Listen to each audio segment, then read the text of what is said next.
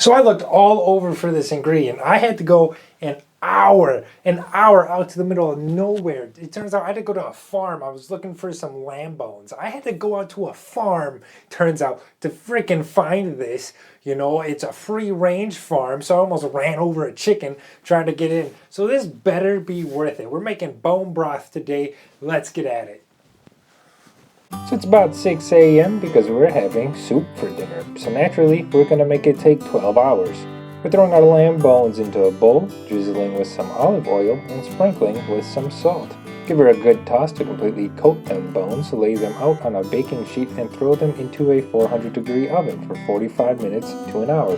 While those are roasting, we're going to prep our vegetables. Know that you don't have to cut them super small because they'll be simmering for about 10 hours.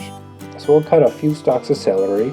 Colin is kind enough to wake up early with me, and he's cutting some carrots, and we're taking an onion and quartering it. We're adding some olive oil into our big stock pot and throwing in our vegetables to roast. We're hitting it with a little bit of salt and rosemary. Stir that around to get them coated, but for the most part, let them sit. We're adding a little bit of water into our pot, and once our bones are roasted, we're adding them too. All those brown bits at the bottom of the pan, yeah, those are pure flavor, so we want to add those to our broth. We'll take some water and scrape these parts off with a wooden spoon. We'll dump all that in and even run water down our pan to catch any excess. We're bringing this up to a simmer and then throwing this in a 300-degree oven for about 10 hours. If the water level gets a little low, just add a little bit of water and throw it back in the oven. Once that tastes how you like, strain out the bones and vegetables. At this point, the veggies are flavorless mush and should not be used. Now we can actually start making our soup. We're chopping up some carrots and celery to layer those flavors into our soup. Our lamb meat is being seasoned with rosemary, oregano, and salt. Into the pan we're making our soup in, add some butter and olive oil. Place in your lamb chops and make sure to get a good sear on them. Please know you do not need to complete the cooking process at this time. In that same pot, add your vegetables in to saute and sweat a little. Once those have gone for a little bit, add in some garlic. After a couple of minutes, add in the star of your show, your broth. While that's simmering, cut up the lamb chops we seared earlier. No, they don't need to be fully cooked at this point because they will finish in the soup. So we're going to add a squeeze of half a lemon and just throw that in, why not?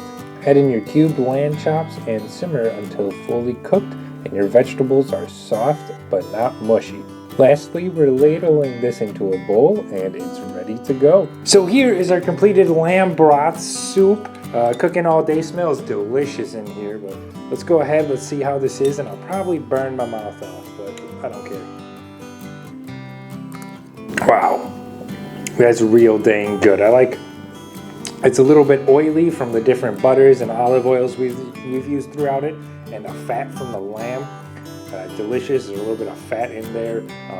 That brightness from the lemon really hits it up a notch. Wow, this is a really good soup. That broth from scratch really does it. Really is so much better than store-bought stuff. If you get the chance to make a broth from scratch, it is delicious. Great meal with winter coming up. Give this a try at home. Nice warm you up meal. Thank you so much for watching DietzEatz, and we'll see you next time.